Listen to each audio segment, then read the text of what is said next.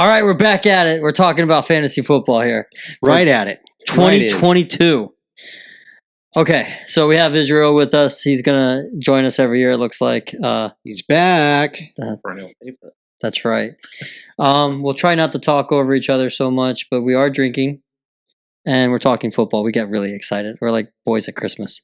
We'll say you guys are drinking. I'll be the moderator here. If you guys start talking over one another or throwing stuff, I'll have to regulate. That's right. And I don't know if you can see in the video, but I'll point this out. We got a Miami jersey over there with a Miami hat.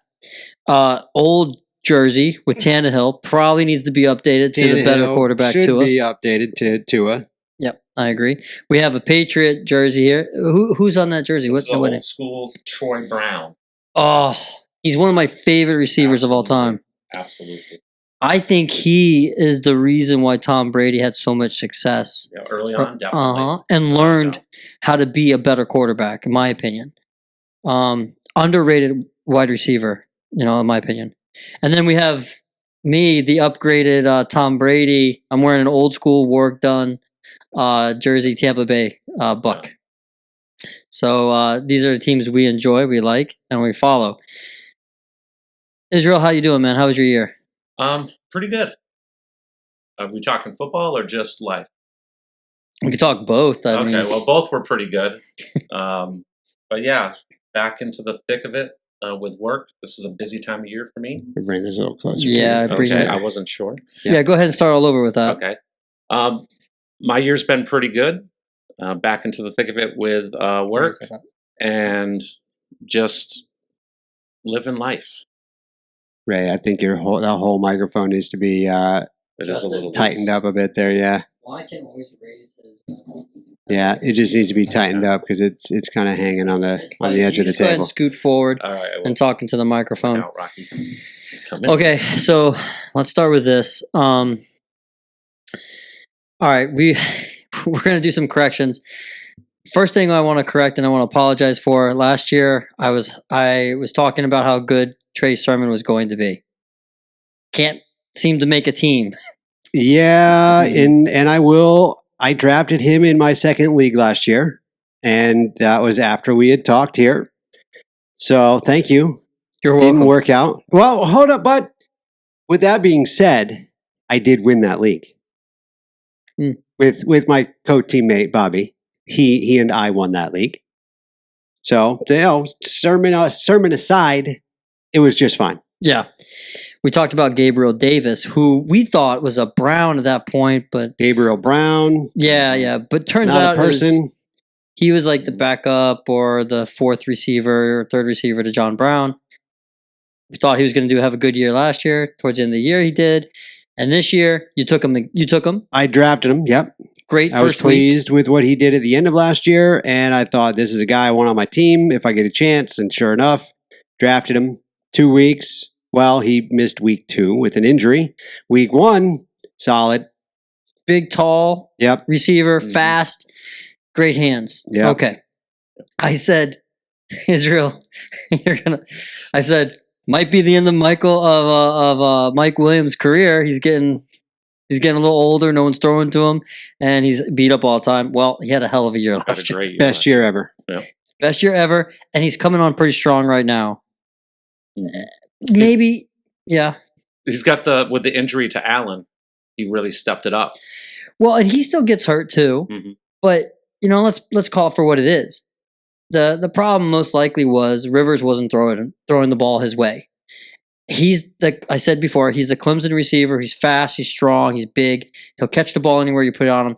Herbert certainly feels comfortable getting the ball to Williams or Keenan. Well, what I heard somebody say the other day is that Herbert doesn't care who he throws the ball to. He's just throwing the ball to whoever's open, whoever he needs to throw the ball to. Whereas, like you said, Rivers may just not wanted to have thrown it to him for whatever reason. Just preference, or was just trying to force it in somewhere else. Maybe didn't trust him, kind of like Rodgers. Maybe, but I mean, now Herbert's just unleashing it all over the field, so he doesn't care. You're open, you get the ball. There you go, touchdowns. Herbert looks great. Miami should have. Herbert's awesome. Miami should have took him. Yeah, I mean, it would. Who knows at this point? Now Tua looks like he might be just fine. I'm not going to say he looks like he's going to be awesome. I don't think that he's as good of a quarterback as Herbert. But I mean, you put Tyreek Hill and Jalen Waddle in front of you, I mean, you got almost 5 yards of space between receiver and defender. So you better be able to get that pass. Yeah, those two are going to make anybody look good. Yeah. And as far as Herbert's concerned, or quarterbacks in general, I think sometimes quarterbacks get their favorite. And we see it all the time. I mean, Devontae Adams with Rodgers, Hopkins, wherever he goes, ends up being the favorite. You get those guys that are the security blanket, because you can throw it up and they're going to come down with it. But with this new situation with Herbert coming in and taking over, like you said, he doesn't care. He's going to throw to the open guy. He doesn't have favorites. But who he's not throwing to is another guy I said that I was high on was Jalen Guyton, who is a fast physical receiver, but he's not getting any targets. So we also talked about Le'Veon Bell. Guess what? Called it. Yeah, he's out of the league. He's he wants to be a boxer, and he knocked out Adrian Peterson. TKO, I should say. Did that happen? Yeah. Oh shit! I didn't know that happened. Well, that's what happened. I knew it was coming up, or I knew they were going to, but I didn't know what happened already. Oh, I would like to watch that. Maybe I'll still watch that. Probably like 2 weeks ago. Well, I mean, come on. Hey, did you get married? By the way, no. And you haven't gotten divorced yet? Again, no. And we got another one over here. Yep. Long relationship. Yeah. So the No Wives League is It's now the Some Wives League. That's right. So we did have to make a change there. So we apologize for any fuckery that we caused. By the way, I'm the one that just said I messed up all those picks. Did you guys have any picks that you messed up on? Well, like I said, I did tell you that Le'Veon Bell was not going to pan out, that he was not going to be any good last year. So I was right about that. I didn't draft him, so I didn't mess that up. I honestly, I'm trying to think back at how and who I had last year. It's all a bit of a blur now with this season being involved. My season was kind of rough. It was up and down and up and down and up and down. I get a win, get a loss, get a win, get a loss, get a win, get a loss. Just couldn't mount any type of real traction in the win columns or consecutive wins. Yeah, so it was rough. And I can't remember who I had that didn't do well. I know that I had Cooper Kupp, so that was a huge success. Only reason why I was winning any games, probably. But nobody knew Cooper Kupp was going to break out like that. No. That was outrageous and awesome. I'd like to say I did. Bullshit. Israel, what about you, man? You have any? I don't remember any of the predictions I made, but the beginning of the year last year was bad. I was at the bottom. I was 10 out of 10 for the first 4 or 5 weeks. And I just had to keep paying attention to games and picking dudes up off the waiver wires. And then I got a team that was consistent, and I went from worst to first. And I was riding high. I was counting that money going into the playoffs and lost in the first playoff game by 1 or 2 points. And I was like, all right, playing for third, and then lost by 1 or 2 points in the next game. Rough. So finished fourth. Apparently you guys are perfect, but I have another one. I just thought of another one. I was high on AJ Green. Yeah. I thought he was going to show up, Mm-hmm. but he's coming to the end of his career, which you guys said. Mm-hmm. So that's another apology. But at the same time, I want to go back and say, I think that's where you win fantasy, is the waiver wire. I think the draft helps. You have these predictions, but really you got to stay at it. Yeah. You got to grind and pick people up or risk. You got to make that risk. If you stick with your gut and if you stick to your draft, a lot of times you just can't dig it out for whatever reason. Yeah, it's not going to work. You got to make moves one way or the other. Yeah, almost every week, Mm-hmm. right? Okay, so we've already drafted. You guys probably held off on this conversation so that way you wouldn't fuck up and take somebody like Trey Sermon again. Yeah. Right. But so we already drafted. We're 2 weeks in. What is the biggest shock, or what was your thought process going into your draft this year? Well, so I was looking at the 5th pick overall, and we do play a keeper league. Last year, all of our keepers got fucked up, so we didn't have keepers. So this year going in, I looked at who was I keeping? Well, I drafted Cooper Kupp in the 3rd round, which means if I keep him, I get to keep him in my 3rd round pick. Cooper Kupp was a 1st round pick across most of the boards. So that was kind of a no-brainer. I didn't really have anybody else worth keeping at that point. So Cooper Kupp locked in 3rd round. Thought it was great. I finished 6th overall, so I had the 5th pick of the draft. And with that thought, I'm like, okay, some of the top backs are either going to be kept or taken off of the board. They'll be taken off the board. The top backs are not going to be available. But what about Justin Jefferson, the other top wide receiver in the draft? Do I have a chance to grab him coming out of that 5th pick? If I do, I'm taking him. I'm taking the top 2 receivers, taking them home, and those are going to be the focal point of my offense. So he was there, so I took him. Yeah, it pissed me off. You sniped me with Justin Jefferson. Well, maybe. Yeah. At number 6, I would have also been hoping that he was going to be there. But, I wasn't going to let that happen. I wanted to secure these 2 receivers because I knew that if I could play these 2 guys every single week, there's not a single week until their bye weeks that I'm not going to play those guys. Right. You're not going to be outscored in the wide receiver category. No. So then after that came the tough part, finding the running backs. Well, hold on. Let's not go there yet. Let's go in order here. Okay. You finished 6th. Yep. Drafted. I finished 6th. Yeah, I finished 6th. Drafted 5th. 5th. Uh-huh. I finished 5th. Drafted 6th. Right. Okay.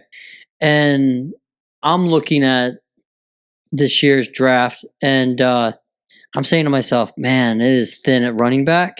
And everywhere you go, every team that you have, especially after you do your keepers, every team they're using by committee now. The running back is not an essential piece of an offense anymore. And so do you go running back because you're trying to pick that guy that is the workhorse? Or do you go somewhere else? And so you're looking at the people picking running back. And then you get to Joe's pick, you got Justin Jefferson there. I'm thinking, ooh, okay. Justin Jefferson. Oh, you gotta be fucking kidding me. Mm-hmm. So I go back to running back because I'm like, I don't know who else I'm going to pick at wide receiver at that point. So I go back to running back and I look at it, I go, David Montgomery had a good year last year. He's like kind of quiet and nobody's taking him. So I took him. I took him because the running back was so thin. And after that 1st round, I don't think there were any more running backs. I don't think. Maybe I took Zeke in the 2nd round. But where's he been? But with the injuries and stuff, he's been nullified for the last 2 weeks. And I can tell you with Montgomery, I've had him on my team for the last 3 years because nobody was high on him. But he gets so much volume. He is the workhorse for Chicago. That's right. So that was a great pick to pick him up because he's going to get the carries every game. And not only does he get the carries, he's a pass catching back. Mm-hmm. How many yards does he accumulate last year? He would accumulate more than 100 yards. Mm-hmm. And there were more than, I want to say, there were several games last year. He scored 2 touchdowns. Mm-hmm. So he'll bring the points when given the volume. The problem is he's got Khalil Herbert that's competing for touches now, and he plays for Chicago. But okay, so that's where my status was. What about you?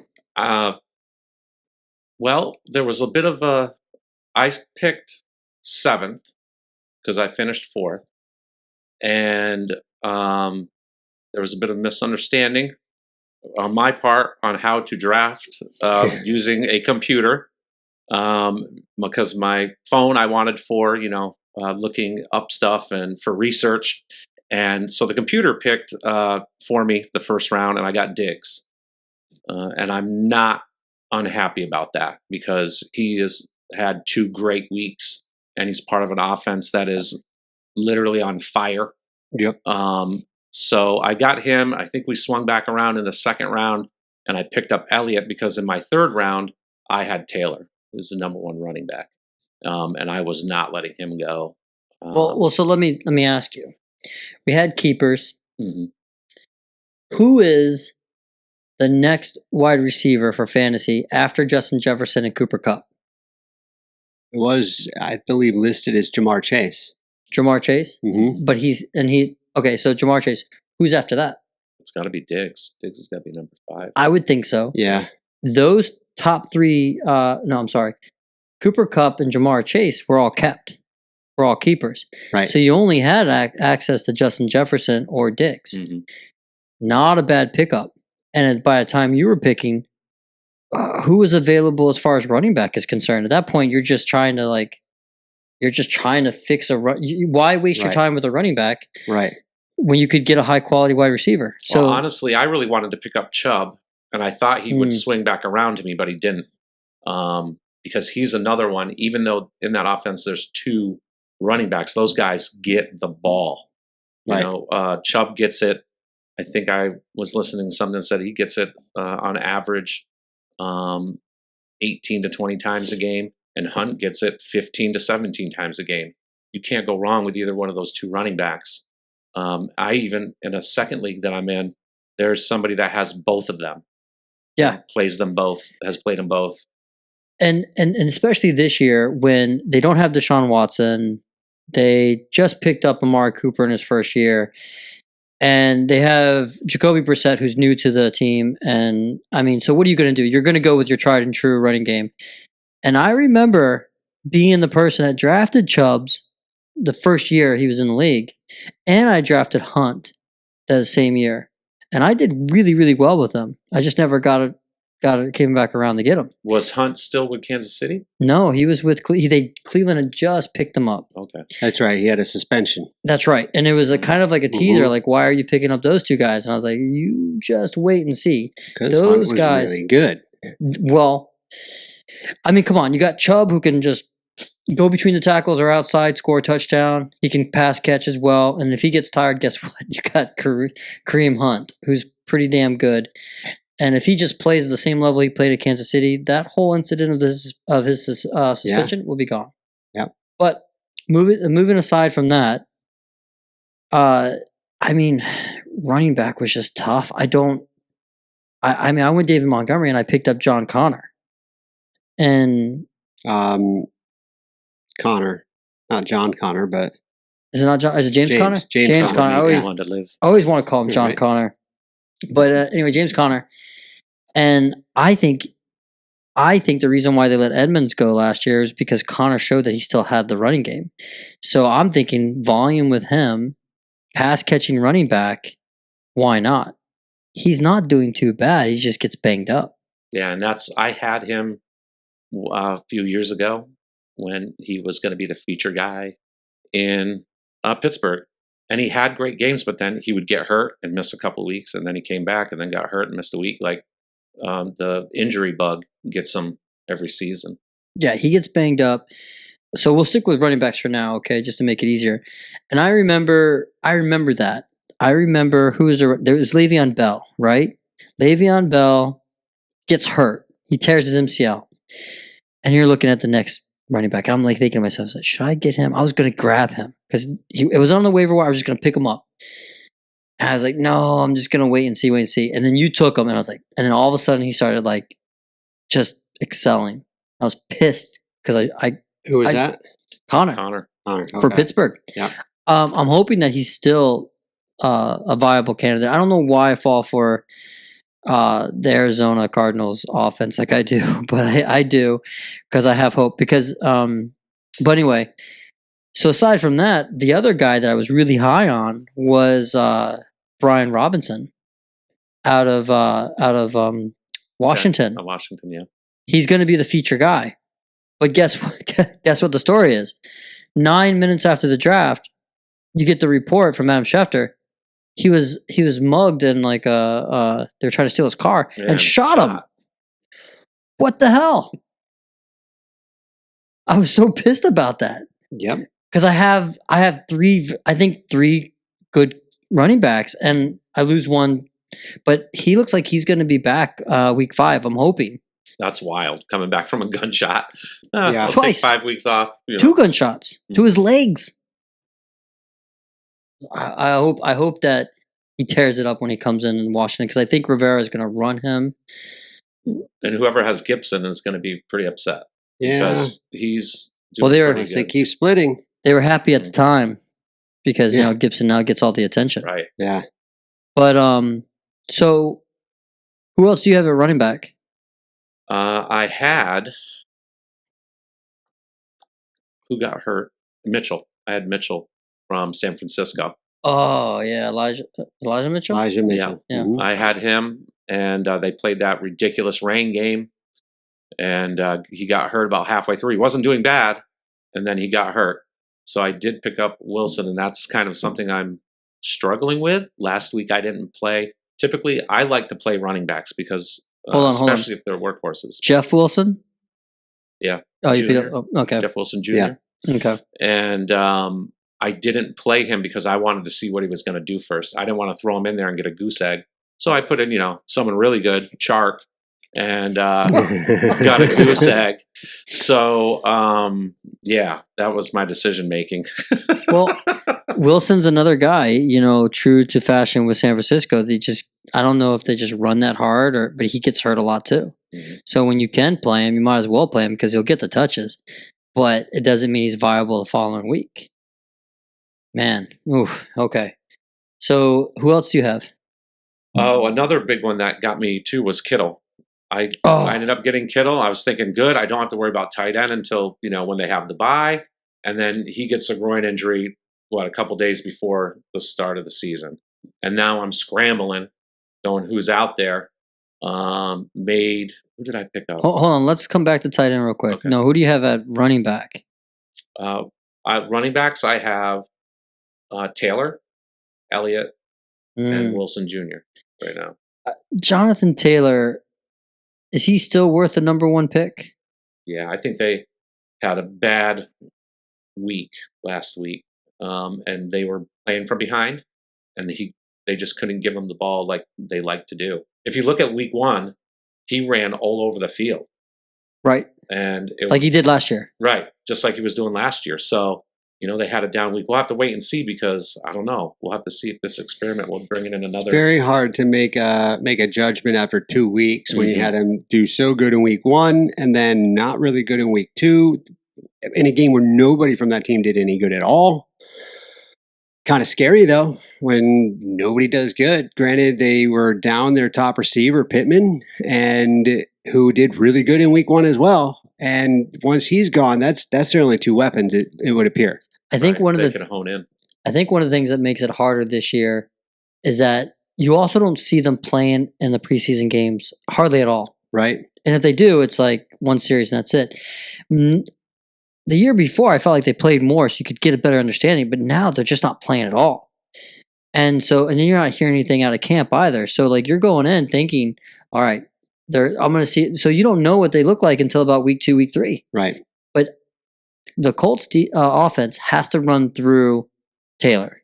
Oh, yeah. I don't know if Matt Ryan still has it. He doesn't look like it, either that or he doesn't have the receivers. The ice has melted, we'll say. I hate to say that. I hate to hear that. Love Matty Ice, but he's melted. Taylor is still a first-round pick, in my opinion. Absolutely. If not the number 1 pick. And the offense has to go through him. He has to have 15, 20 touches a game, which I think he'll get. So I think it's still a good pick. I agree with that. And the other thing, too, that's off so far this year is the Colts defense isn't as good as it was last year. And I rode them, too, last year. I picked them up, and they had a nice, easy schedule toward the end. And they were scoring me 12, 15 points. They were making turnovers, pick sixes. It was insane. But they seem to have leveled off. And they have a lot of the same guys. I don't feel like they lost anybody big, but they haven't gelled yet. Who was the coach? Frank Reich is the coach there, right? I think I said his name correctly. Right. It's his second year, right? Yes. Who was the coach before him? Because Who was after Dungy? I agree with Rivera? You. I don't think they had Rivera. No. They had the cancer survivor. I agree with you. The other cancer survivor, not Rivera. Well, wait, was he the other guy? Was he an interim coach? No, I think he was there because he was there with Luck, and when Luck was gone, he kind of. So everybody, Frank Reich. Oh my gosh, he's turned the Colts around. They look phenomenal. Look what they're doing with wins. Look at that defense. That defense is dominant. So I was the same way with you. I was like, man, that defense is going to be good this year. Mm-hmm. They may not have the receivers. They didn't really pick anybody up in the draft, which surprised me. I don't know where the hell T.Y. Hilton went. I mean, you don't hear about him. He just... Wow, you know what? I didn't even think about him. He just disappeared. I didn't even think of that. He disappeared. He may have retired or just never got signed or something because nobody drafted him. Who knows what team he's on? He went from being one of your top fantasy picks to where is he at? Where'd he go? Mm-hmm. So that being said, though, what happened to the Colts defense? It's game 2. Don't forget. Maybe they're going to show up, but is Frank Reich? Does he get the credit for the team, or is the credit go from the coach before who helped build that team? I don't know, but I do think the Colts are kind of like a sleeper in that division. But I wouldn't be surprised if Jacksonville emerges as the dark horse, to be honest with you, because they have a proven coach, in Peterson, who's going to give you a good defense. He's going to give you a committee running back backfield. Etienne and James Robinson. Who drafted James Robinson? I don't know if anybody did. No. At first, I know they picked him up because he ain't out there anymore. Everybody's high on Etienne. James Robinson has an Achilles tendon rupture, which would usually end your career. Mm-hmm. And now look at how good he is. And it looks like Trevor Lawrence is going to be the quarterback. Trevor Lawrence is going to be the quarterback that we thought he was going to be, because Peterson he is a quarterback whisperer. And maybe that's why Wentz looks so good. But I think the Jaguars are going to be an emerging team. I don't think they'll be a playoff contender. I wouldn't be surprised if they are, but I think they're going to be at least 500. And we're so used to this day and age with a young quarterback coming in and doing good. We forget that a lot of these guys, with the quarterbacks, the team goes through the quarterback. The offense goes through the quarterback. The quarterback touches the ball every time. Right. So we're so used to where we see these phenoms come in and do great. So we think, everybody's going to do great their first year. Otherwise, they're trash. Some of these guys take a couple years to develop. So he had his year last year, his rookie year. And there was times where he looked good, and there's times he looked like utter shit. And I think he's going to develop, like you're saying, into a better quarterback. But he's the only star last year. They still don't have. They upgraded a receiver this year. Well, they got Chark. No. Jacksonville. Kirk. Yeah. Kirk. They've upgraded in receiver a little bit, but last year they really didn't have any receivers, and Etienne went down with an ACL injury. Yeah. That's when Robinson became the focal point of that, and until he got hurt too. Mm-hmm. So their defense really suffered. So I think Peterson is, and Urban Meyer was probably more toxic than Peterson. And I think Peterson's going to put together. First of all, Peterson's pissed off that he was fired from Philly when he knew what the hell he was doing. Come to find out, Wentz probably isn't as good as we thought he was. He was probably better in the system that Peterson put together. And Peterson's going to be determined to prove that with the Jacksonville Jaguars. And Lawrence is going to be happy that's the case. That being said, though, let's stick with running back. What did you do with running back? How did you approach that? Because you went wide receiver first early on. Right. So coming back in the second round, I'm loaded at receiver. Definitely needed a running back. I was looking to see how this actually crumbled because I might have skipped over Chubb. I don't know if Chubb was a keeper. I can't tell because whoever's got Chubb either kept Chubb or they kept Najee Harris. Najee Harris was already gone by my first pick. So they either picked Najee in the first round and kept Chubb in the second, but it was after my pick. Regardless. Was Chubb on the board? I don't think he was. Was he on the board for your first pick? I mean, you were dealing with your phone, computer issue. I don't think he was. I think Chubb was kept. So he must have I think Najee Harris was the one that was picked. Yeah. Mm-hmm. So almost the reverse strategy of me. You already have a star running back, grab another star running back, and then try to find your receivers in a plethora of wide receiver glory.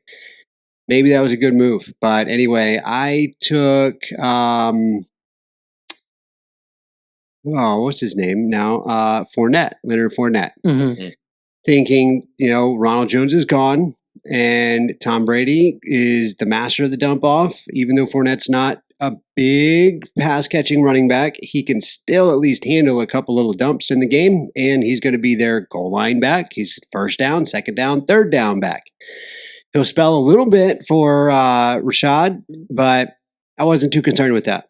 And barring not having a touchdown after 2 weeks, he's getting the volume. So he promised, though, that's going to change. And I like that. Yeah. I want my running back to go on Twitter and promise touchdowns to come. Fournette was not a high pick in last year's draft. This year he was a top, first round, second round draft pick. My worry with him, history of injury, misses games. He gets a lot of volume and between the tackles, and that's where what's his name? The offensive coordinator likes to play him. Likes to rush up the middle all the time. Huh? Byron Leftwich. Leftwich. Yeah. So and my thinking there, I thought, you got him, you took him, that's great. So I took the backup, Rashad White. Yeah. Kid looks great out of Arizona. Look to come in as the third or fourth string running back. Okay, he's a pass catching tailback, and he played with under Herm Edwards in Arizona. Came in, lit it up, looked great. He's now the second running back. He's running back number 2. Fournette goes down with an injury. Rashad can run. He's young. He's got legs. Can go outside, go up the middle, and he can catch out of the backfield. So he's the guy that might be a keeper because next year Fournette might be gone because of the payroll or banged up. Yep. But then again, it drastically changes if Tom Brady retires. Oh yeah. So which he probably is. He is, I think. Yeah. Yeah, he probably will. I mean, we were talking last weekend. And because we're longtime friends for about 20 years or so. Yeah. And I think he's leaning toward being done. I mean, I know you did fantasy football and got divorced. I don't think you divorced Giselle. She's a hot supermodel sugar mama. If she wants me to retire, I'm retiring. Mm-hmm. Spend more time with the kids. You got it. Exactly. And keep that money coming in, honey. I mean, but anyway. Okay, so we wrapped up running back, it sounds like. Well, I mean, I felt like I have more than just one running back, but I felt like I had a solid or a decent running back pool to choose from. So who do you have? So coming back around, obviously Cooper Kupp was in the third. Fourth round, I was looking at the man we've talked about earlier, or has come up earlier, Travis Etienne. I'm thinking, okay, this could work out good here. Even with Robinson playing, this guy is supposed to be their featured back going forward here. And he's phenomenal. So I took him. Next round was my little blip. I didn't intend for it to happen yet or potentially at all, but I did put him in my sights. I got Damian from the Texans.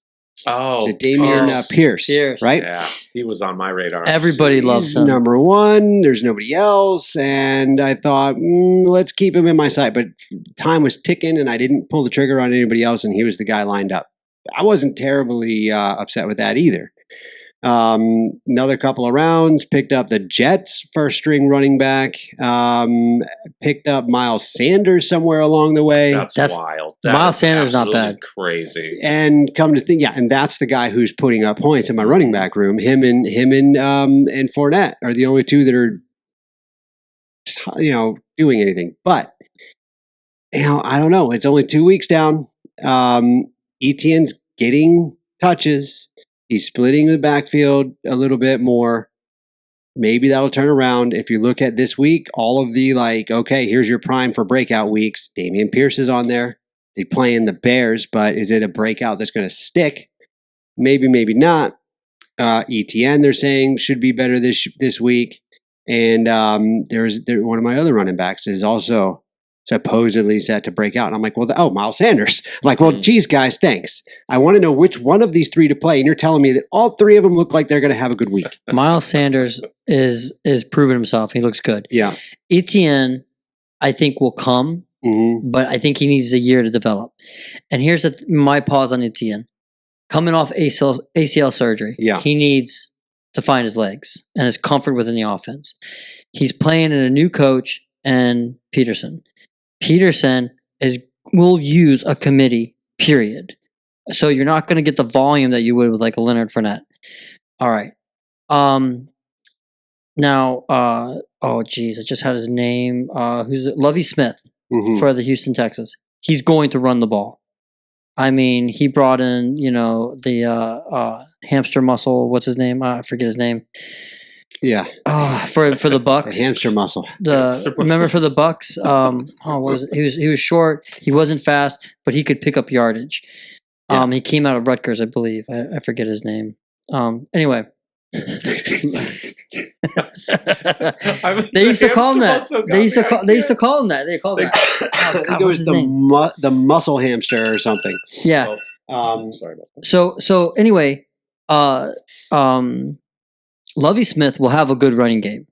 You're just gonna find it. Yeah. It's his first year. I think he's the one that actually drafted Montgomery. Is that right? I think so. For Chicago. That would make sense. He finds running backs. And he's going to have a good defense. So I'm not at all surprised that Houston's been competitive. The problem is whether or not they have the younger receivers and the quarterback and Mills.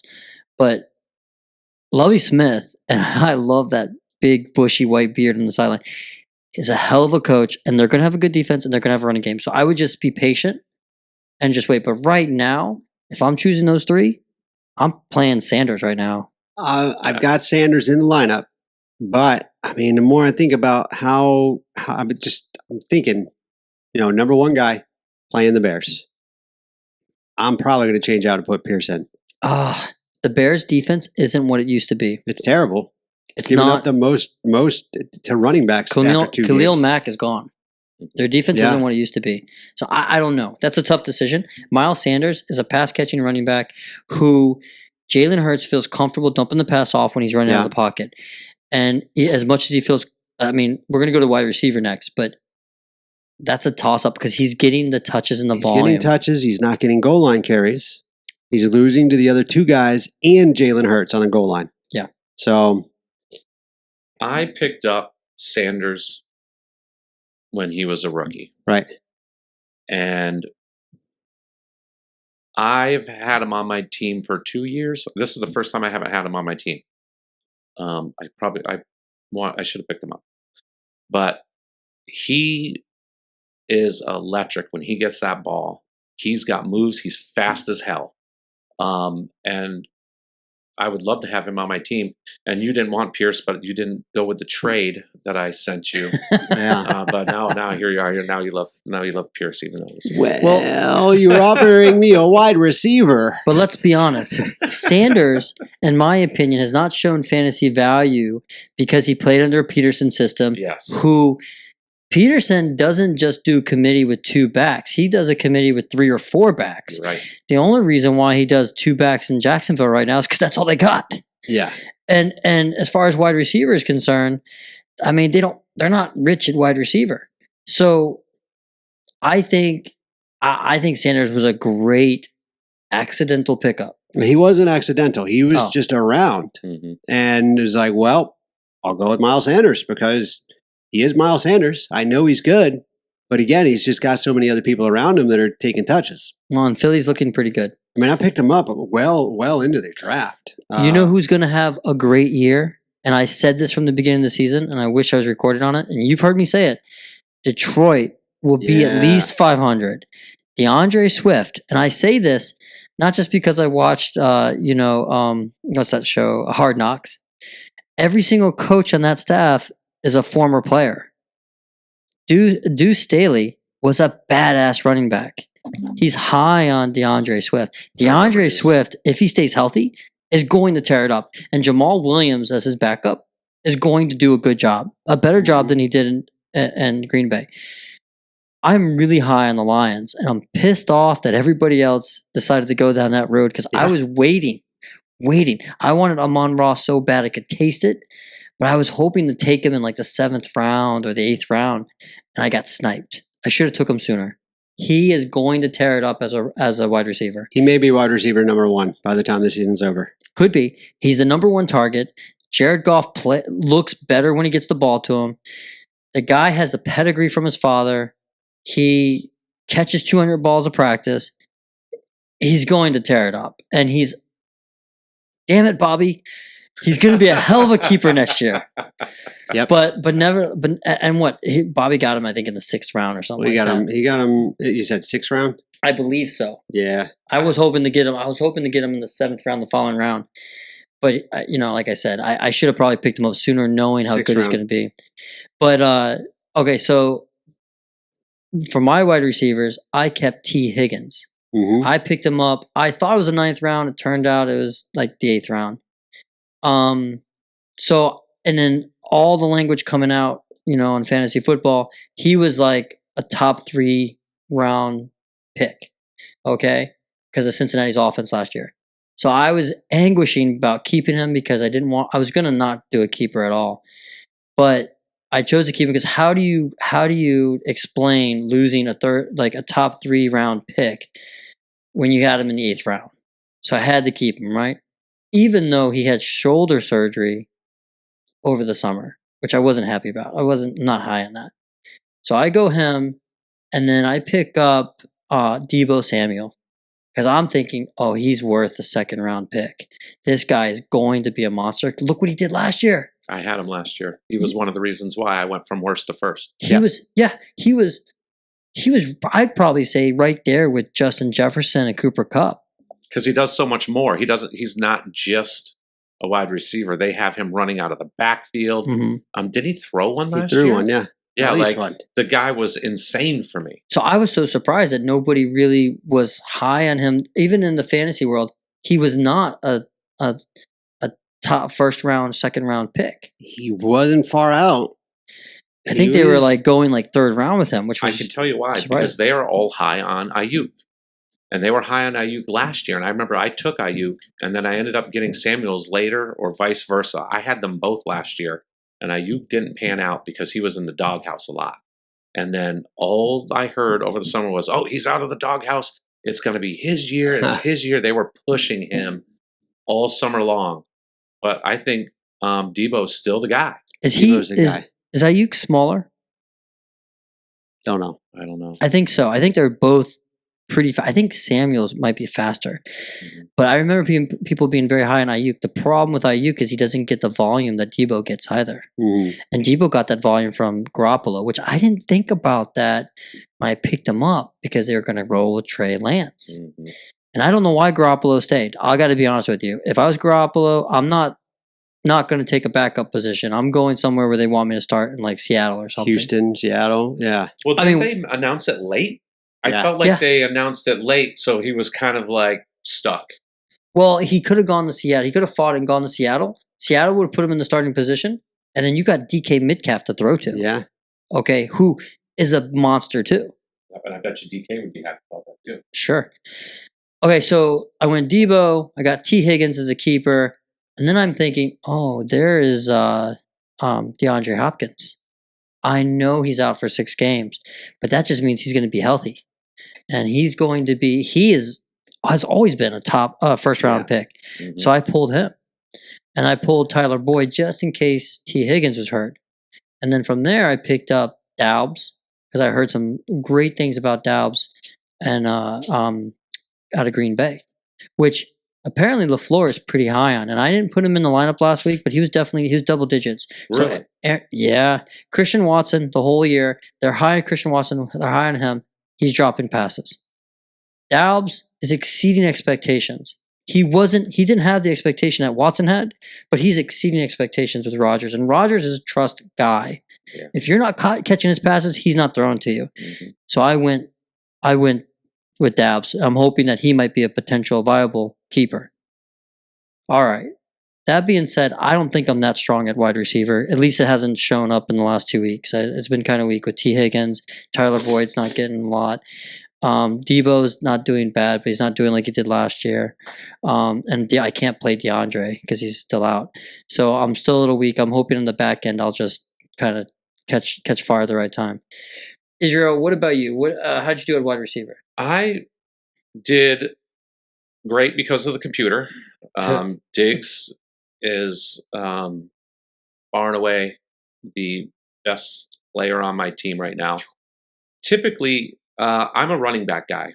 And I think somebody brought it up last year when we have the boards up and we always show the old boards. And Keith, it was Keith. He said, boy, Janess, you like them running backs, huh? Because I go for running backs early because I feel like that's where the points are at.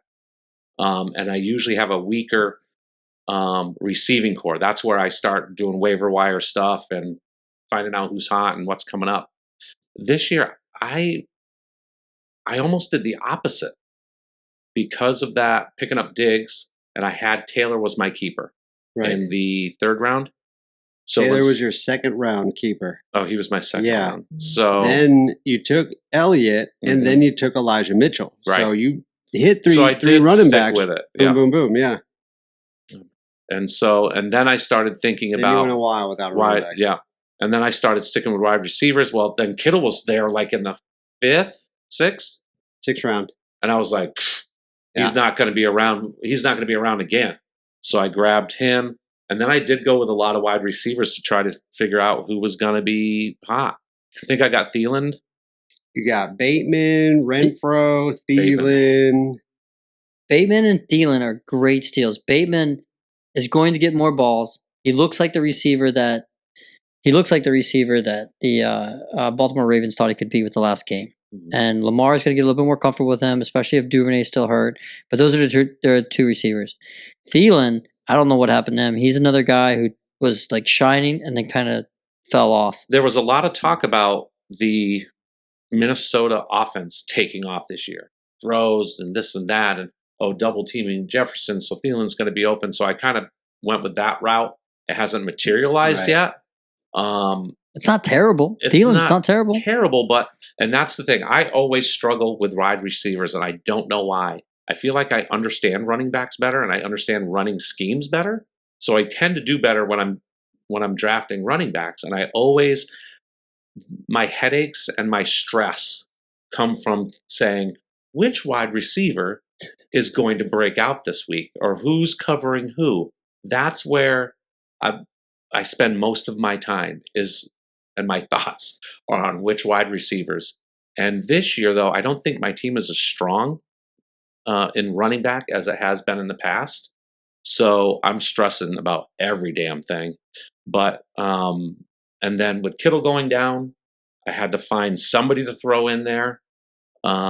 And he's healthy. It popped up today. He went from questionable to healthy. So I think he's playing this weekend. I don't think that you did that bad. I mean, I think the problem is we have this general point of view that running backs are valuable. They've always been valuable.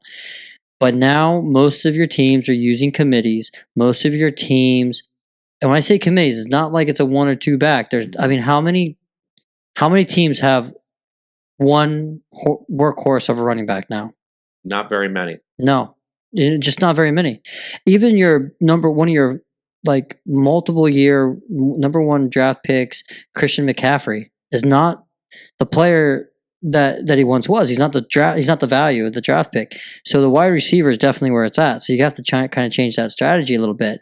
But that being said, I think you're fine at wide receiver, to be honest with you. It sounds like I've got a lot of choices, and so sometimes I do worse when I have more choices because I'm a classic overthinker. Yeah. So the fewer choices I have, I usually do better. But I wanted to say too, with your keeping of Higgins, using him as a keeper, you were right to keep him because of the value. Mm-hmm. You know, his value is so high. Yeah, he's coming back from stuff, and Cincy right now is working some things out. I mean, Burrow had his appendix taken out during the preseason, so he's still kind of working back too. But that's what I look for when I keep somebody is the value. And I couldn't let Taylor go back into the mix. That's why I kept him. The year before, I kept Miles Sanders because the value I got him at as a rookie in like the 4th or 5th round, I would have been stupid to throw him back out there in the mix. Now, they did run by committee, and like you said, it was like 4 running backs, and I don't feel like the coach liked him very much either for some reason. So, you know, his production wasn't there, and then he got hurt. But I always look at the value, and I also like to look at younger running backs. So I like to draft those younger running backs late if I can, because depending on what happens throughout this year, that kid might be bumped up there the following. And that's what happened with Taylor with me this year. Ends up being the number one running overall pick. Mm-hmm. I had him because I picked him up young and I picked him up late. But the problem with that is that you handcuff yourself to that value. And I think that's where the issue comes in. You're like, okay, I kept him. He's got a lot of value. I got to play him. And then there's a dud. And there's somebody in the waiver wire. You're like, damn it. Why didn't I pick him up and play him? And instead, the value, that's the speculation part. And you have to let go almost. I really, the year that I won, I had no attached value to any player, and I shuffled out. That whole damn team was picked up off a waiver wire. And that's where we had a discussion the following year was, should we be penalizing or preventing or restricting waiver wire pickups? But that's how I won, because I didn't value. Now I find myself, I picked him up at number 1 or number 2, and I'd be an idiot not to play him, and I'm not shuffling around, and I'm not winning either. So I'm hoping T. Higgins holds that value, but I haven't seen it the last 2 games. And let's just say that for sure. The players that we thought, like Zeke, where CeeDee Lamb, where Justin Jefferson dud this past week. Like, this is a weird fantasy season so far, week 2. The players we thought were high on are not. I don't know. And I wonder if it is this new preseason that's much shorter because they're playing an extra game that counts. They play a few, they play one less game that doesn't. But then again, like you said, they kept everybody out. I watched some preseason games. I got into them late, and I'm like, where are the starters at? They were already T-shirts and hats. Or didn't play at all. Yeah. And you have no idea how to identify, and it just hurts your... I don't know what to say with that. I think that maybe it's at this point we're going to say, okay, fine. How did they do last year? Are they young? Okay, I'm going to go with that. Mm-hmm. I don't know. What about you? What about your? You have an incredible receiving core because you kept Cooper Kupp. Yep. You picked up Justin Jefferson in the first round. Yep. Who else do you got? Swung back around. I was really high on. This is another guy. I got all the guys almost. I feel like I got everybody that I marked. Cortland Sutton. I'm thinking Russell Wilson. I was going to pick him up. Asshole. Yep. He loves throwing the deep ball. I know Ray likes him. He's always liked him. And I'm like, Russell Wilson, Cortland Sutton. I was looking at, all right, is it Judy or Sutton? I was happy with either one, to be honest with you. Mm-hmm. And Judy went, and I'm like, okay, one more pick before my turn, and Sutton is still there. Thank God. Take him. Got him. Good. So I was happy with that. I believe it was even the next round. I think I took Gabriel Davis. Yeah. Asshole. Yeah. Well, if you're going to leave him sit around, like I said, my target, and this is now everybody's going to know, I love going after those wide receivers. So I went receiver heavy. No, I take it back. That next round was the Damian Pierce blip. But probably well needed. I need running backs, and then Gabriel Davis. Then I thought I'll take a tight end and Dawson Knox, double down on the Bills players, which I'm not crazy about at that point, at least with the receiver and a tight end. Knox is not a bad pickup. I'll talk about that in a second, but let's finish the wide receiver part. So I'm just checking at Knox's numbers just to see what happened in week 2. 8 points after a 1-catch game in game 1. So far, I dropped him. He's been picked up by somebody else. But then Miles Sanders, Melvin Gordon, Matthew Stafford. And then we got into my favorite gem of the draft, Drake London. I did take a defense in there too, San Francisco. But then Drake London, I'm like, all right, top 10 in the actual NFL draft, picked by a team who's probably not going to be that good with Marcus Mariota playing quarterback. But everybody loved him. And so therefore, so did I. Where did he come out of? USC? I think so. I can't. They only have one other person to throw to, Kyle Pitts, right? Who everybody knows is going to get the ball, so they double down on him. And so who do you got left? Drake London, great pick. But I gotta say, I fucking hate you. You picked before me, and every time you were taking the players that I was pretty much high on. I'm hoping Gabriel Davis slips a little bit because again, if he's going to be a keeper, I want to keep him at 9, 10, right? Same mistake I made with Amon-Ra. I'm hoping, like last year, nobody picked him up. Every year, we are no more than 2 picks apart. And I'm always right ahead of you. And I'm trying really hard not to talk to you about football. I just got to keep my damn mouth shut. Because Well, you didn't say anything about Gabriel Davis. The year before I did. The year before you did, but you were calling him Gabriel Brown. So how the fuck was I supposed to know who Gabriel Davis was?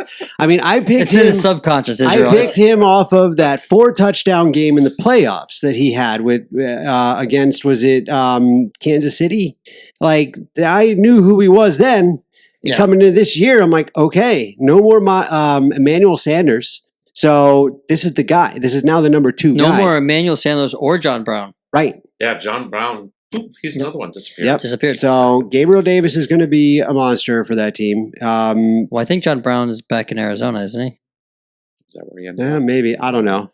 So my wide receiver room is full of pass catching, touchdown scoring monsters. Except for Cortland Sutton doesn't have a touchdown yet, but he's putting up numbers. He's getting catches. Oh yeah, he's a big, tall, fast. He's going to get some touchdowns. Good hands. Yep. And I mean, playing with Russell Wilson, he's going to get the ball. I think you just got to let Russ cook. You know, he's not off to a great start this year, but he just changed teams, new team, new coach, new colors, whatever, new receivers. He's going to find these guys. He's going to turn these guys. He's going to turn it up. So let me bring it back full circle. So I also picked up Julio Jones. Mm-hmm. Hoping stays healthy at least half of the season, so I can get some. With Mike Evans out, I'm hoping this is a big week for him. And then I picked up Greg Dortch. I'm excited about Greg Dortch and Arizona. I mean, he's not a 30-point guy, but he's a double-digit guy so far. Yep. Now that being said, Kelsey was picked up, I think, in the 5th round. Did that spur your choice to pick up Kittle? I think so, because Kelsey was a second round. No, he was pick. Second round. Yeah, second he went round early. pick. There was a couple dudes that Pitts went early too, I think, and then there was nothing. So when it came back around, and there's Kittle sitting there, I'm like, how is this guy still on the board? 5th round. I said I can't let him go by, because that's another position I'd like to not worry about. I agree. Is tight end. And for years I had Ertz. And in fact, Ertz was my keeper a couple of times because I picked him up late and then I kept him and then I had to give up the 2 to keep him again. But that was still 6th round, I think. And I'm like, the value, got to keep him. But that's when Goddard, yeah. Goddard came along and they started splitting and this and that. And then he, and then Wentz sucked, and then you had brought back the other guy. Ertz doesn't get the volume that he used to, and he probably won't because he's over 30 now, and it's a second team, and they have receivers to go to, so they're looking at him to be a true tight end. Yeah. I'll tell you, I'm always cautious of Kittle, and the reason is because he gets hurt and he misses games, and I'm very big on durability. Because I want somebody who's consistent. I went, ironically, with Hawkinson out of Detroit. Because again, I'm thinking the Lions are going to be a team. Goff has got Hawkinson at tight end who can catch, and he's got Amon-Ra. And those are the guys I wanted this year with Deandre Swift in the backfield. I went Hawkinson. That has been terrible for me. He gets the most targets of any tight end in the league. So last year, he wasn't that bad. And then I went Goddard. Just a few rounds later, might I add. As a backup, because I'm wondering if Hawkinson is going to live up to the expectation. So I just did it to hedge my bet. I can't play Hawkinson right now. He's hurt with the hip, and he's not getting the targets, or he's not catching the amount of targets that he's been given. He's still the most targeted tight end in the league, but he's not catching them. Is that because of his hip? I don't know. But if he can come back healthy, they have Shark, but nobody's high on Shark. They have Josh Reynolds, okay. But really for passing, they have Hawkinson and they have Amon-Ra. So I'm hoping Hawkinson steps up and shows him the type of Gronkowski that he could be. If not, I got Goddard to fall back on, who I think is a pretty good tight end to have. Yes. I think so. All right. So what did you do another tight end or just Kittle? No, I think I just stuck with him because I was like, all right, I'm good there. This is the first year, though, I didn't pick up a kicker. No, I grabbed the defense. But who does that? Is it Keith? Kenny does that. Kenny does that? Yeah. I thought, you know what? Let's just see. Let's see who I can pick up. And I think that's why I have so many options at wide receiver that are so mediocre. Oh, hold on. We don't have to pick up a kicker? No, you have to play a kicker. No, I know, but you have to play. But you don't have to draft them because I'm always picking them up, and then when I fill that spot, I'm like, okay, I'm done with that. I'm not going. Nope. Yeah, I took a kicker in my very last pick. Okay, that changes my strategy for next year. Yeah, it's different. Well, so I never I worry. Sweat it at all. Whatever. I never usually worry about tight end at all. I usually leave tight end at the very end. I pick them up on waiver wire. Like the first year when I won, I picked up what's his name? Jordan from Washington. Thomas. No, not Logan Thomas. Is it Jordan I know Cameron? You're talking about. Are you Jordan Cameron? No, Jordan. I remember who you're talking about. Yeah, he's not in the league anymore. He was banged up quite a bit. No. He turned out to be great. Yeah. And he kind of went unnoticed, and as we know, we were unnoticed now. So I never really worry about I don't really worry about tight end. I had Knox the last couple of years, and the reason is Knox is not going to get the volume. He's going to get 3 or 4 targets at the most, but he's good for a touchdown. Mm-hmm. He's good for a touchdown each game, which is at least 7 points. So if I'm getting 10, 15 points out of tight end, I'm happy because they're not going to all. I mean, when you go from Kelsey to Kelsey, Andrews, but even Andrews gets hurt, misses games, and not always has double digits. Kittle, you go past those four guys, Goddard. Who else is there? There's nobody. That's why I like to go because there's the disparity. If I'm going up against somebody, I'm looking at the matchups. Oh, he's got this tight end, but I've got this tight end. So if I have a higher tier tight end, I know I'm going to win that points battle, if you will. Mm-hmm. So that's if you can play the tight end, right? Well, Well, I like what you said earlier. You don't want to have to think about anything with the tight end, and I'm the same way. I want to have a tight end that I am confident enough to set him and forget him for the whole entire season. And that's where it's been really tough the past few years because there's only been a few of those tight ends. A few years ago when Julius came out, Julius for the Broncos, I saw him and I'm like, oh my God, that's the guy. Went and got him, played him. It was great. Peyton Manning turned him into a superstar. Peyton left, and that was the end of Julius. But some of the other guys I've had over the years, we don't have as many of them anymore. And the ones we do have all get hurt. Kelsey gets hurt. Andrews gets hurt. Kittle gets hurt. Waller. I think Waller and Andrews are the two that have been hurt the least so far. And they put up the points. After those guys, they're all tier 2 tight ends. Those are the tops right there. Pitts, but Pitts isn't getting any passes right now. So it's tough. It's tough on the tight ends. So now it's kind of merry-go-round. The other guys you're hoping will shine, like the Mo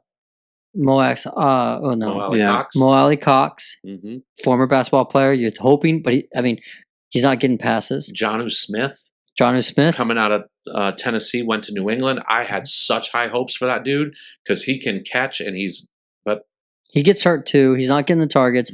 Hunter Henry's getting the targets, but Hunter Henry gets hurt. Engram has not been the player that everybody thought he would be. Conklin, he's doing better than what people expected, but he's still not the player that you thought he was going to be. Irving Smith, not the player you thought he was going to be. Zach Ertz hasn't lived up to his former reputation at all. And then I'm just trying to think. Commit gets a couple of passes. Not the tight end. He's not a Waller. He's not a Darren Waller. He's not a Kittle. He doesn't get the targets. I dropped him. Right. I might be mixing up leagues. I'm in another league, but I had him in one, and it's like he's not getting the targets. I'm like, I'm done. I dropped him. I fall for him every year. Right. And the tight end for, you're looking at Russell Wilson, and you go, Russell Wilson doesn't pass the tight ends. Right. He goes to Denver, his tight end, relatively unknown. Noah Fant goes to Seattle. You're kind of like, I like Noah Fant, but is he going to get the ball? He hasn't done anything. Then you look at what Olga Gajkanobi or something like that. What is his name? Nobody ever heard of him. Okay. Yeah, and all of a sudden he's doing pretty well. Mm-hmm. And you're like, damn it, Russell. Why couldn't you give me a heads up? But, I mean, that being said, I feel confident with my tight ends. Sounds like you do too. And it sounds like you do too. No, I dropped Knox after he got 1 point in the first game. I'm like, well, that was probably a bad idea. There's the ball's going around. I mean, the ball's going to go to Gabriel Davis and Stephon Diggs, of course. After that, the running back's going to get a little bit. Josh Allen's going to be running the ball a bunch. And so tight end, probably an afterthought there. Let's nix him down. Knox gets the targets because he's a security blanket for Allen. Yeah, and I Allen had him is a little not bit last year too, I thought, and I didn't think it was. Allen is not running like he did before. The problem is there's too many mouths to feed. Yeah, in the Bills, there's too many mouths to feed, and for Ertz, right? He's on Arizona. There's too many mouths to feed. You got to look at teams that don't have that many mouths. You know what I mean? I picked up. Well, O.J. Howard had a great first week. He came out of nowhere and then had a crappy game the next week. He had 2 catches. I invested for 2 touchdowns. Yeah, but I invested value in him before in Tampa Bay. I thought he looked. Yeah, you did. Yeah, Brady loved him too, but never materialized. Yeah. Brady Gronk came along, and then Rudolph. I'm hoping Rudolph would make a difference. He's not going to amount to anything. Mm-hmm. You know who we didn't talk about? Gesicki. Where has Gesicki been? Too many mouths to feed. Well, there's a lot of mouths. When he throws it to a tight end, he's not going to Gesicki. He's going to Smythe. Mm-hmm. Well, Gesicki did have a touchdown this week. I don't know how many catches he had total, but there was a lot of points scored in that game as well. And I think that the Dolphins are going to throw the ball a lot too. I had Gesicki in my other league, played him in week 1, got 1 catch. I'm like, well, that sucked. What do we do now? Hey, there's Taysom Hill. He looked like a superstar again. Let's grab him and play him this week. Bad move. Should have played Gesicki. Fortunately, I didn't drop him. We didn't drop him in that league. Had we played Gesicki, we would have won the game. We would have been 2-0 on top of the league. I don't think Taysom Hill is a bad pickup. I don't. I think he had a bust this week because he played against a very solid defense. I think he will probably do decent. The other guys that I was thinking about just a second ago, besides Gesicki, was You're going to name the guy that I actually picked up, I think. Tyler Higby. 2 straight weeks, 10 targets each game, 20 targets. That is probably first in the league or one of the highest in the leagues. Who's he with this year? He is with the Rams. Rams, yeah. So, I don't think he gets the volume that other tight ends get, so he's kind of risky. But the other person I was going to talk about were the Ohio boys, Hurst and Njoku. I think Njoku is emerging as a great tight end, and I think Jacoby's starting to feel more comfortable with him. He certainly tore it up the other night against Pittsburgh. And whether or not Hurst is going to be an emerging receiver for Burrows, I don't know. But Cincinnati's not playing at the level that you were hoping that they would be at compared to last year. Yeah, that's been disappointing. Mm-hmm. I mean, Joe Mixon, great running back, one of the top 10 running backs who does not have a touchdown. Yep. I got to believe they're going to come. It'll come. He gets the volume. Yeah, yeah. Mm-hmm. It'll come. It'll come for sure. But again, he's splitting time with Perrine too on those third downs.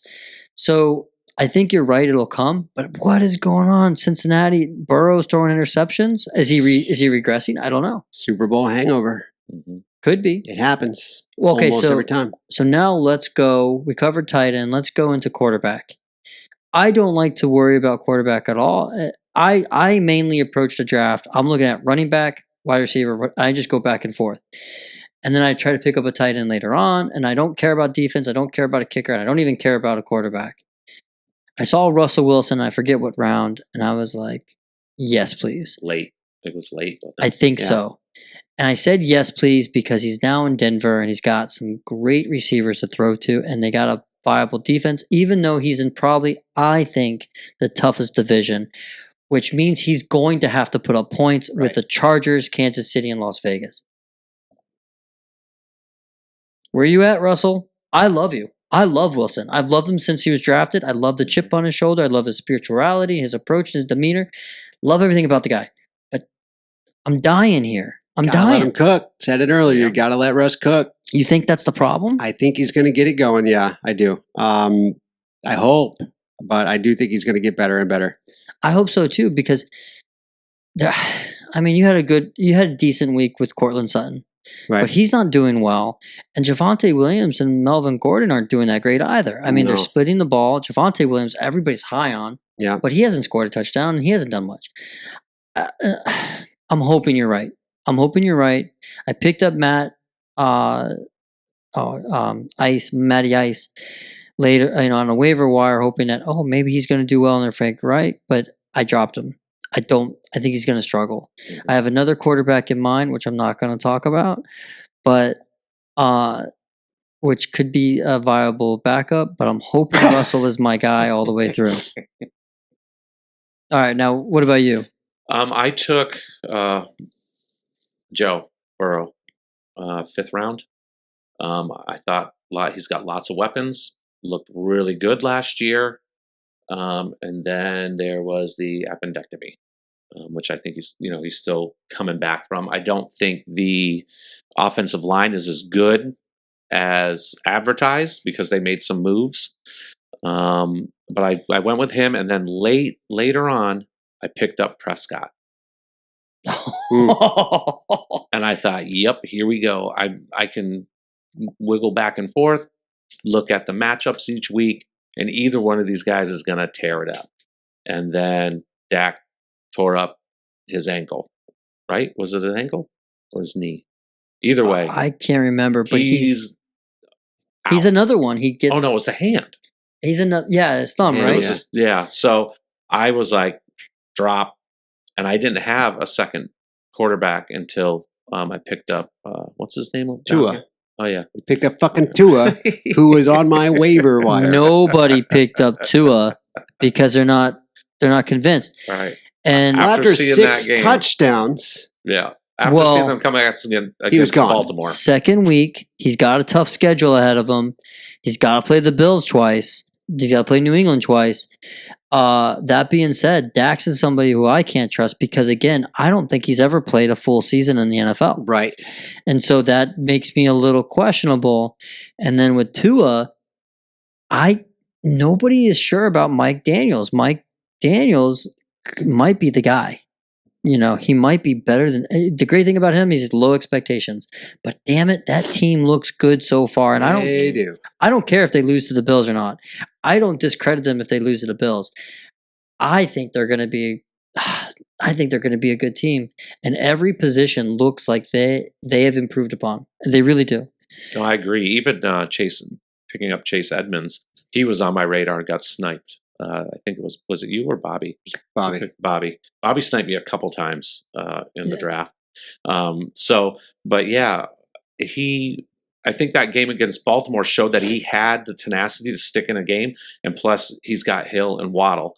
And those two guys are absolutely insane. That tandem is ridiculous. I don't think there's any way that Tua cannot succeed or not do well throwing to those two guys. And you said that they have a tough schedule, but here's their list. This week, Buffalo at home, playing Buffalo in Miami.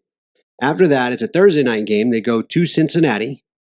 I think that's a good matchup. They're going to be able to put up points there.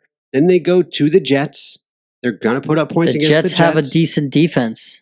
Yeah. Especially with Saleh, former defensive coordinator. Then they play Minnesota, in Miami, Pittsburgh, at Detroit. I mean, they could put up points on Pittsburgh. Well, they should be able to put up points on TJ Watt will be back. Maybe. And we talked about this. TJ Watt is a difference maker. That defense is night and day better with TJ Watt there. I can't disagree. But anyway, keep going.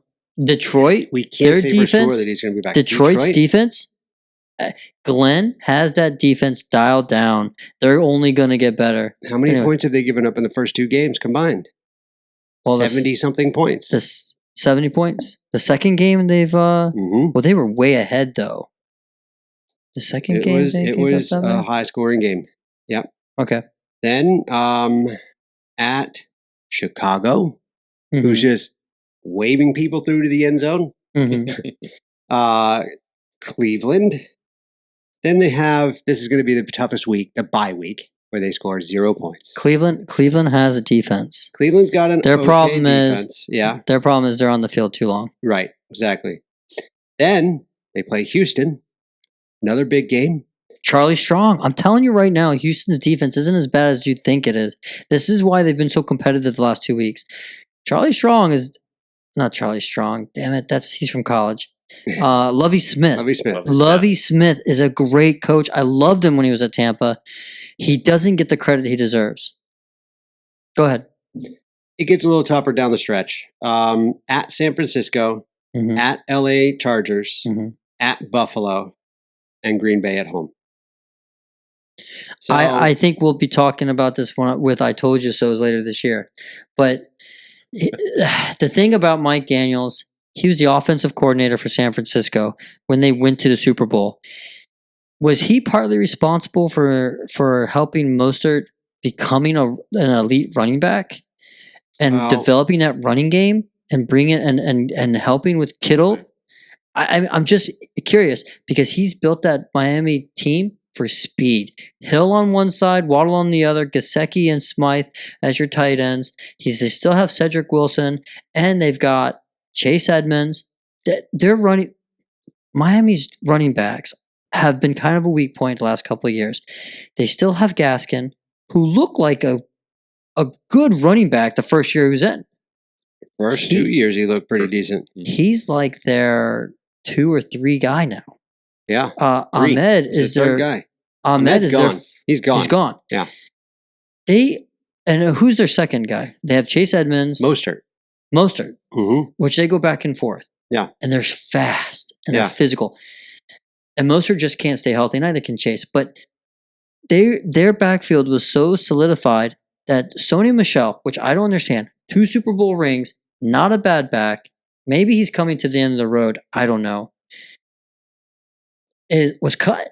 Yeah. They didn't even trade him. They just cut him. And now he's at the Chargers. So I think Mike Daniels I think he probably deserves a little bit more credit for San Francisco. And maybe that was part of Shanahan's success. And I think he's built that Miami team to be a strong, fast team that can put up points like you saw against Baltimore. So you're saying a 2 is going to be okay? I think Tua is going to be okay. I mean, listen, before that game, would anybody have thought Tua to put up 35, 40 points? No. Think about it. Waddle and Hill both scored 2 touchdowns. I mean, and they didn't just, it's not like they were open. They made some contested throws, but then they were open. Yeah. I mean, there was a couple, they were wide open. I mean, and Tua did look good. He looked good. I'm going to say Mike Daniels so far has really impressed me, mostly probably because he had low expectations coming in this year. And I said this earlier this week. I don't see much difference between Baltimore and Buffalo. And I like the underdogs because the underdogs don't have those expectations and they don't have the pressure. So I think the Dolphins might be able to put up a good fight against Buffalo. I'm not saying they'll beat them because I think Josh Allen is playing great and out of his mind, but they might be overconfident and Miami might put it on them a little bit. I know you don't like that in the beginning of the year, but man, if they punch him in the mouth right away, it sets the tone. I would love that. Well, we see, too, they don't give up. They were down. That game, they were down. In the fourth quarter, they were down. Against a strong Baltimore defense. Exactly. Hill scored. Hill beat out Peters for a touchdown, second touchdown. Like, Marcus Peters is a great quarterback. I mean, come on. All right, now you got your. I feel bad for your quarterback situation. Yeah, that was a little bit, but I'm okay right now. What about your quarterback situation? I held out till late in the draft. I thought there's plenty of quarterbacks. These guys score points. All I need is somebody that's going to score 20 plus points a game. So I grabbed Matt Stafford. He couples my wide receiver, Cooper Kupp. Figured that was pretty good. He just won a Super Bowl. Should have maybe thought about a little Super Bowl drought afterwards, but I'm still waiting to see if that's going to pan out. I wanted to grab Tua, tried it, but was beat off the waiver wire. Also needed a tight end. Do you have a? I did pre-order my tight end to go first, and then get a quarterback, and I figured that wasn't going to work. Who'd you pick up a tight end? Higby. Okay. Did you? You probably could have had him at third. Probably would have still got him. Could you have did you have a backup quarterback, a second quarterback? No. So I don't know if you know this, but Matt Stafford had an injury during the Super Bowl. I did know that. Mm-hmm. He didn't have Tommy John's. He had a UCL injury, and he had to rehab it. I don't know how he's doing now, but he did some heavy ball training. Says his elbow feels fine now, but I'm not sure. So that, or maybe it is that Super Bowl hangover a little bit. Maybe teams have figured him out too. The Rams definitely have not looked as good as they should be, but neither has Cincinnati. Right. And Cleveland is doing better than I think they were expected. I think Detroit's doing far better than they expected. Miami's doing far better than they expected. The Bills have lived up to their expectations. The Giants have lived up to expectations. Dallas has fallen off. Tampa's doing what they were expected to do. Jacksonville's better off. Tennessee's middle of the road. I mean, I think the Cardinals look awful. Yeah. Where have they been? And maybe it's because of DeAndre Hopkins, he's that big of a threat. But in the end, I mean, I don't know. It's a strange year. It's a really strange year.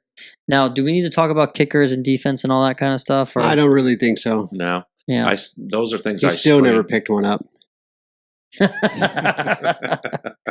I agree. Those are the things I don't worry about, and I need to. I tell you right now, I was thinking about changing out my kicker and Matt Gay. I don't know how I still feel about it. I don't know if they're going to put up the points to where the PATs matter and the field goals matter. But right now, I can't think of a better option out of another kicker who I'm still kind of waiting to see. And as far as defense, I feel like defense is something that you should change out every week, basically. And then if you do find one, like right now, San Francisco is where to go, then I think you kind of ride that for a little bit. That's my team. There it is. But then again, at the same time, who did they play? They played Chicago, right? And they played, was it Seattle? Not Seattle. Maybe that's this week. I don't even know. Second week. I haven't been watching those West Coast games. They played them in inclement weather. Yeah, played the first one. Yeah, terrible. First one was the typhoon, and then the second game it also rained on them. Maybe it was Seattle. Yeah, I mean, so I don't know if their defense is really that good yet. Maybe they are. I wouldn't be surprised, but at the same time, I mean, the weather definitely contributes. Seattle. Yeah, and I mean, you look at, Geno Smith. Okay, fine. He's not Russell Wilson, and he's not Aaron Rodgers, and neither is Justin Fields. Otherwise, what can you do? Metcalf has not been letting it up either. He's got Geno Smith, for God's sakes. And neither is Lockett. That's my point. So is San Francisco's defense that legit? I don't know. Yeah. I don't know. I don't either. I have Baltimore's defense, which I was really excited about until the fourth quarter. Right. Who do you have? For defenses, I had the Rams and the Colts. Yeah, you would think the Rams looked good the first week, but I think their problem is they're on the field too long. Even with the Colts, because their defense that I rode last year, like I said, and they're not as good. But I picked them up late, and I think with defenses, you oftentimes have those perennial defenses that are always good. But you're right, this is a weird year. Yeah, so far, and nothing is really solidified for a lot of stuff. So this defense is one of those things where you got to watch, and you're right, you got to play the matchups. But even then, you'll still find those defenses that are good week after week, and those are the ones you got to find and pay attention to. And then you have that one that you have and hold, and then you have maybe one that you stream. I think I'm in the minority where I do like to have two defenses on my team so I can mix and match. I was going to say, you're brave, man. Two defenses. So let me ask you this. I think the Rams are really that good. I just think they're on the field too long, and I think they're going to figure it out.